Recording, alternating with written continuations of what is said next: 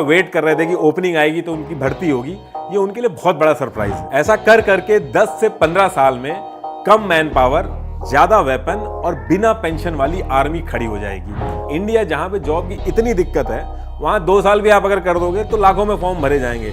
लेकिन इसे जॉब देना नहीं कहते हैं, फिर इसे मजबूरी का फायदा उठाना कहते हैं। आप बताओ, आप भेज दोगे अपने बच्चे को या फिर अपने छोटे भाई को 20 से 21 लाख रुपए के लिए गोली खाने के लिए? और जब ये लोग 4 साल के बाद इंटरव्यू में बैठेंगे तो सबसे पहला क्वेश्चन वही टिपिकल कॉर्पोरेट वाला ही होगा इनसे कि आप वहां पर रिजेक्ट किस वजह से हुए, क्यों आप 25% में नहीं पहुंच पाए। देखिए, अगर किसी को आर्म फोर्सेस में जाना होता है तो उसके लिए 2 तरीके हैं। पहला है परमानेंट कमीशन और दूसरा है शॉर्ट सर्विस कमीशन, एसएससी।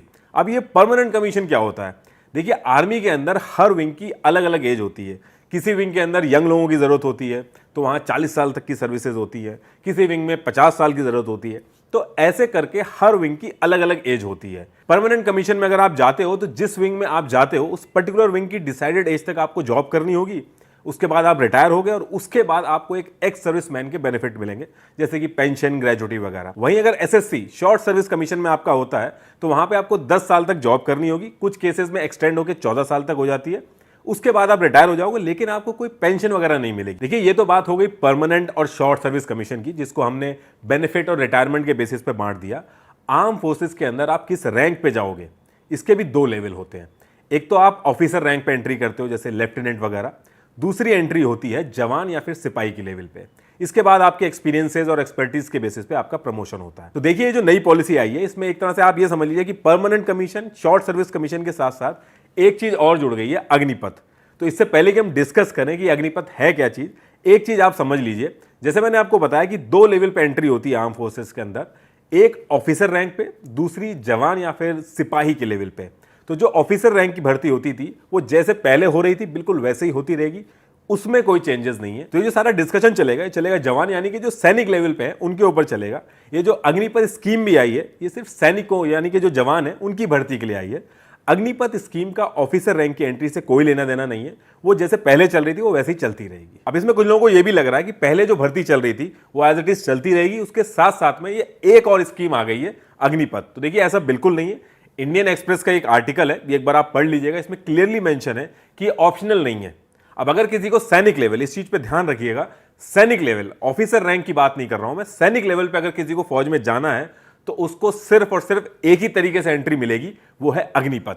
अब इससे पहले कि अग्निपथ क्यों है, लोग क्यों इससे नाराज हैं, ये गलत है, सही है, ये डिस्कस करें, पहले ये देख लेते हैं कि अग्निपथ स्कीम है क्या। देखिए, जिसकी भी एज 17.5 से 21 साल के बीच में है और वो 10th या 12th पास है, वो इस अग्निपथ स्कीम में अप्लाई कर सकता है। और इसमें सेम वही रिक्रूटमेंट प्रोसेस फॉलो होगा जो इससे पहले होता था। सेम वही फिजिकल, मेडिकल, एग्जाम, एक एक चीज सेम होगी रिक्रूटमेंट प्रोसेस में, कुछ भी चेंज नहीं होगा। जैसे पहले अवार्ड्स और रिवॉर्ड्स मिलते थे, परमवीर चक्र वगैरह, एक एक चीज सेम रहेगी। अभी फीमेल्स के लिए ओपनिंग नहीं है, लेकिन बोला गया है कि आगे चल के ओपनिंग हो जाएगी फीमेल्स के लिए भी। आज से 90 दिन बाद रिक्रूटमेंट स्टार्ट हो जाएगा, जिसमें 46,000 जवानों को भर्ती किया जाएगा। पहले जो सैलरी मिलती थी उससे ज्यादा सैलरी मिलेगी। इससे पहले जो सैलरी मिलती थी वो शुरू के 4 साल 21,700 मिलती थी, लेकिन अग्निपथ स्कीम में हर साल बढ़ेगी।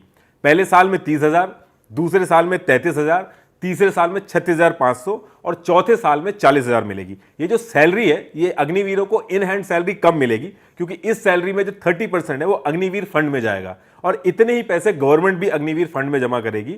जैसे कि पीएफ में होता है, सेम वैसी ही चीज होगी। उसके बाद लास्ट में आपको मिलेंगे 11,71,000 रुपीज, ताकि आप जब 4 साल के बाद रिटायर हो फौज से तो आपके हाथ में कुछ पैसा हो। और ये जो फंड है आपका, इसके अगेंस्ट में आप चाहो तो 18 लाख तक का लोन भी ले सकते हो और 48 लाख का इंश्योरेंस भी मिलेगा जब तक आप अग्निवीर हो या फिर सर्विस में हो। जब तक आप देखिए, इसमें जो आपका टेन्योर होगा वो सिर्फ 4 साल का होगा। उसके बाद 25% अग्निवीरों को आर्मी में लिया जाएगा, बाकी जो 75% बचेंगे उनको घर जाना होगा।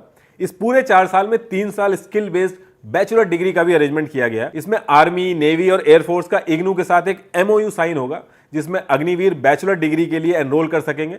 इसमें कई एंट्री और एग्जिट ऑप्शंस मिलेंगे पहले साल में आपको।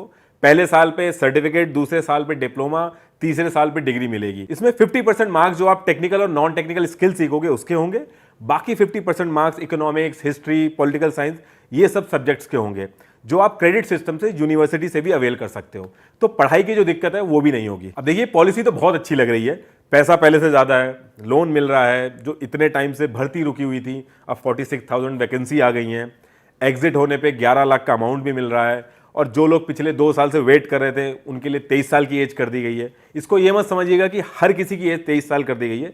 जो पहला बैच है उसके लिए 2 साल एज बढ़ाई गई है, बाकी जो एज लिमिट है वो 17.5 से 21 साल की है। और इसमें यह भी कहा जा रहा है कि क्योंकि जब आप यहां से निकलोगे तो आप ज्यादा डिसिप्लिन रहोगे, एक्सपीरियंस रहेगा आपके पास, तो जब आप यहां से निकल के सोसाइटी में जाओगे तो जॉब्स में भी आपको प्रेफरेंसेस मिलेंगी। पुलिस, सीएपीएफ, असम राइफल्स में भी प्रेफरेंस मिलेगी। अभी गवर्नमेंट ने यह भी अनाउंस किया है कि 10% का रिजर्वेशन भी मिलेगा आपको। अब आप कहोगे पहले ज्यादा सैलरी है, सारी चीजें अच्छी हैं, बेनिफिट भी मिल रहे हैं, तो लोग प्रोटेस्ट क्यों कर रहे हैं?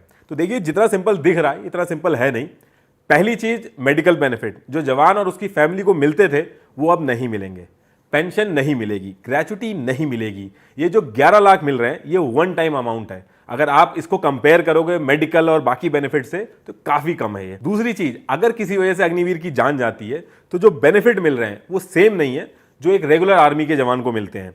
रेगुलर सोल्जर जब शहीद होता है तो उसकी फैमिली को भी लाइफ टाइम बेनिफिट मिलते हैं। जो एक तरह का क्लास डिफरेंस हम बाकी के गवर्नमेंट डिपार्टमेंट में देखते हैं, जो एडहॉक और कॉन्ट्रैक्ट बेस्ड एम्प्लॉय और परमानेंट एम्प्लॉय में होता है, कुछ उसी तरीके का सिस्टम यहां भी इंट्रोड्यूस हो गया है। इस पूरी सिचुएशन में ऐसा नहीं लग रहा कि आर्मी की भर्ती हो रही है, ऐसा लग रहा है कि 4 साल का ट्रेनिंग प्रोग्राम होगा, उसके बाद डिसाइड होगा कि लाइफ में होगा क्या। पहले जैसे गांव में फौज में नौकरी मिलते ही शादी फिक्स कर दी जाती थी, एक जवान और उसके घर वाले अपने आप को सिक्योर और सेटल्ड फील करते थे।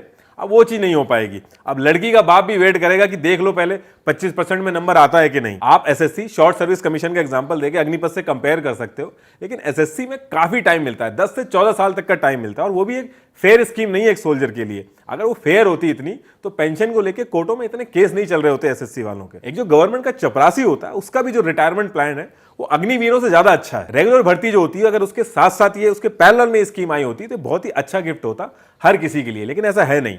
देखिए, कई महीने पहले से इस स्कीम के बारे में बात हो रही है और जो पॉलिसी मेकर्स हैं उनको बहुत अच्छे से पता था कि जैसे ये पॉलिसी आएगी सबसे बड़ा क्वेश्चन यही होगा कि पहले जो भर्तियां हो रही थी उसके साथ साथ ये स्कीम चलेगी या फिर ये अलग से चलेगी। लेकिन पूरी मीडिया ब्रीफिंग में जब इस चीज को इंट्रोड्यूस किया गया, पूरी मीडिया ब्रीफिंग में इस क्वेश्चन से बचा गया, इसका जिक्र तक नहीं हुआ। जबकि एक दिन पहले यह जरूर बता दिया गया कि 18 महीने में 10 लाख जॉब्स मिलेंगी, ताकि लोग कंफ्यूज ना हो जाएं अग्निपथ स्कीम और बाकी जॉब्स ओपनिंग में। इतनी समझ है इनमें, एक दिन पहले ही बता दी ये चीज। लेकिन आप 100 बार इनके स्पोक्स पर्सन से पूछ लो कि पुरानी भर्ती जो थी वो एज इट इज चलती रहेंगी, ये जो अग्निपथ स्कीम है ये पैरेलल में आई है, आपको गोलमोल जवाब मिलेंगे। आधे लोग अभी भी ये समझते हैं कि पैरेलल में आई है, जो पुरानी भर्ती वो एज इट इज चलती रहेंगी, जबकि ऐसा नहीं है। एक भर्ती रैली होती है जिसमें फिजिकल टेस्ट होता है, काफी टफ होता है वो।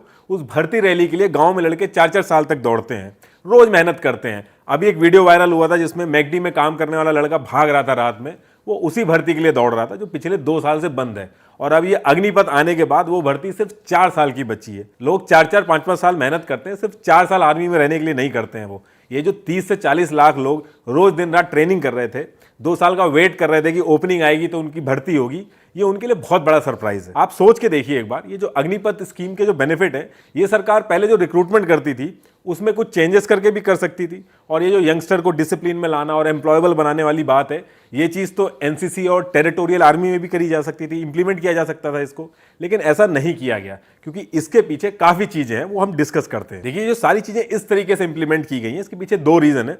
एक है डिफेंस में मैन पावर का एक्सपेंस, दूसरा है एवरेज एज आर्मी की। तो पहले मैन पावर का जो एक्सपेंस है वो डिस्कस करते हैं। जो ओवरऑल डिफेंस का बजट है वो है 5,25,000 करोड़, 5.25 ट्रिलियन, जिसमें से 1.19 ट्रिलियन यानी कि 1,19,000 करोड़ पेंशन में जाता है, सेम इतना ही सैलरी में जाता है, और इसके बाद फूड और बाकी चीजों में जाता है। अभी कोई आर्मी में 40 साल अगर सर्विस देता है तो सर्विस पूरी होने के बाद 40 साल तक उसको पेंशन मिलती है। पूरे डिफेंस बजट में से 3 लाख करोड़ से ज्यादा इन एक्सपेंसेस में जाता है, और जो वेपन मॉडर्नाइजेशन, नए वेपन ऐड करना, नई टेक्नोलॉजी इंप्लीमेंट करना, इन सब के लिए बहुत ही कम पैसा बचता है। इसको एक एग्जांपल से समझते हैं, चाहे यूएस हो, रशिया हो, इन सब से हमारी आर्मी मैन पावर में काफी ज्यादा है, 14 लाख से भी ज्यादा है मैन पावर है हमारे पास। लेकिन आज की डेट में अगर लड़ाई हो जाए तो हम लोग बैकफुट पे आ जाएंगे, क्योंकि उनके पास ज्यादा अच्छे वेपन और टेक्नोलॉजी है। तो एक्चुअल में अगर आर्मी को आगे बढ़ना है तो वेपन का मॉडर्नाइजेशन बहुत ही जरूरी है, और ये चीज हमको रियलाइज हो चुकी है। लेकिन बजट तो उतना ही है इंडिया के पास, क्योंकि फिर बाकी डिपार्टमेंट कैसे रन होंगे। लेकिन एक तरीका है, अगर मैन पावर कम कर दिया जाए तो जो एक्सपेंस होगा वो कम हो जाएगा, और वो पैसा हम वेपन के ऊपर खर्च कर सकते हैं। ऐसा बाकी कंट्रीज भी कर रही हैं, अपनी मैन पावर कम कर रही हैं, उससे ज्यादा पैसा वो टेक्नोलॉजी पे खर्च कर रही हैं। दूसरी चीज है एवरेज एज। सुब्रमण्यम कमेटी जो कारगिल वॉर के बाद बैठी थी, उसने भी ये चीज कही थी कि एवरेज एज आर्मी की कम होनी चाहिए, क्योंकि जो 22-23 साल का जवान जितनी तेजी से पहाड़ पे चढ़ पाएगा उतनी तेजी से एक 32 साल का सिपाही नहीं